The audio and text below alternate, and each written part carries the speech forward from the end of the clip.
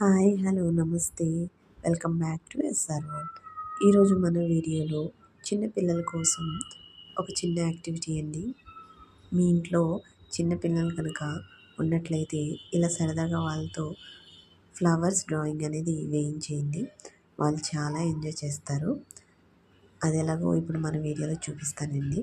So వీడియోలో చూపిస్తున్నట్టు ఒక వైట్ పేపర్ని అయితే తీసుకుని దాని మీద ఒక మొక్కని కానీ లేదంటే ఒక దేవుడి ప్రతిమని కానీ డ్రా చేసుకోండి. లేదంటే ఒక పూల బుట్టను కూడా డ్రా చేసుకోవచ్చు. అంటే ఫ్లవర్స్ అంటే మొక్కలకి ఉండాలని ఏం లేదు కదండి.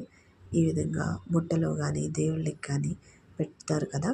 సో అందుకని అలా మీకు నచ్చిన ఒక డ్రాయింగ్ ఎక్కడైతే పువ్వుని యూస్ చేస్తారో వాటికి సంబంధించిన ఒక డ్రాయింగ్ అయితే ఈ విధంగా వైట్ పేపర్ మీద డ్రా చేసేసుకోండి.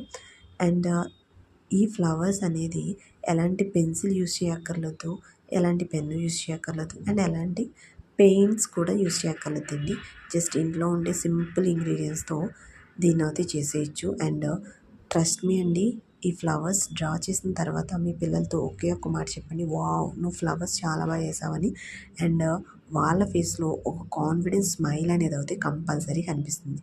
అలా కనిపిస్తే నా ఛానల్కి ఒక లైక్ వేసుకోండి. అలాగే నా వీడియో కనుక నచ్చినట్టయితే మీ రిలేటివ్స్ ఫ్రెండ్స్కి షేర్ చేయండి.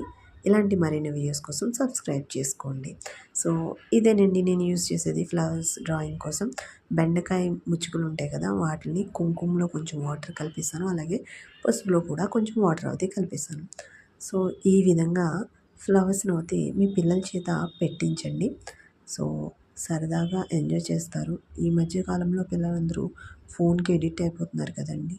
సో అలా ఎడిక్ట్ అయ్యే పిల్లలు కూడా కొంచెం సేపు ఈ యాక్టివిటీ వలన టైం స్పెండ్ చేస్తారు.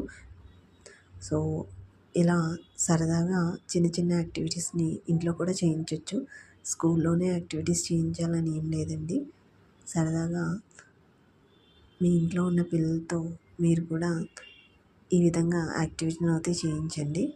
అండ్ రిజల్ట్ ఏమైందనేది నాకు కామెంట్ కూడా చేయండి. ఎందుకంటే నేను తెలుసుకుంటాను. ఇలాంటి వీడియోస్ మరెన్నో చేయడానికి ప్రయత్నిస్తాను. సో అందుకని అడుగుతున్నాను. సో నాకైతే ఇలా వచ్చిందండి. మీరు కూడా ట్రై చేసి ఎలా వచ్చిందో కామెంట్ ద్వారా నాకు తెలియజేయండి. Thank you friends. బాయ్.